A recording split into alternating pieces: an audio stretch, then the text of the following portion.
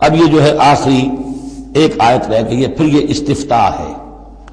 قانون وراثت میں جو ایک لفظ آیا تھا کلالہ، اور کلالہ کے بارے میں آیا تھا کہ اس کے اگر بہن بھائی ہوں تو ان کی وراثت کا حکم یہ ہے،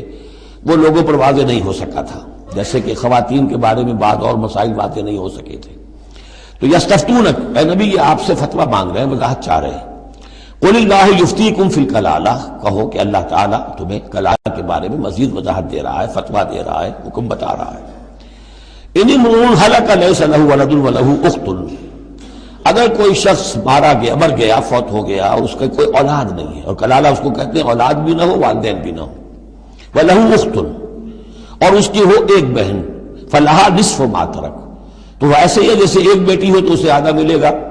تو اس کے مطابق اس کو آدھا مل جائے گا۔ وَهُوَ يَرِثُهَا إِن لَّمْ يَكُن لَّهَا وَلَدٌ، اور کلالہ اگر عورت تھی اور اس کے کوئی اولاد نہیں، کوئی والدین نہیں، تو اس کا پورا وارث اس کا بھائی بن جائے گا، پھر پوری جو اس کی دولت ہے، اس کی وراثت اس کے بھائی کو چلی جائے گی۔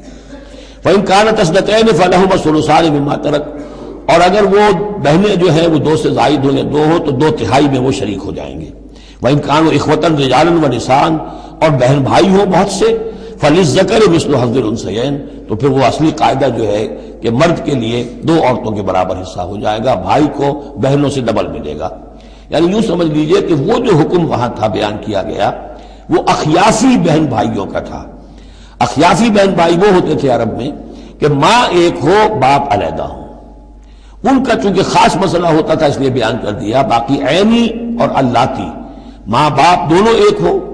اور یا یہ کہ مائیں علیحدہ ہو باپ ایک ہو، تو ان کا وہی قانون ہوگا کہ جو بیٹا بیٹی کا ہے، کہ جس طریقے سے کہ بیٹا اور بیٹی میں جس نسبت سے وراثت تقسیم ہوتی ہے ایسے ہی ان بہن بھائیوں میں ہوگی۔ یہ ہے یبین اللہ لکم ان تضلوا، اللہ واضح کیے دیتا ہے تمہارے لیے مبادا تم گمراہ ہو جاؤ، واللہ بکل شیء علیم، اور اللہ ہر چیز کا علم رکھتا ہے۔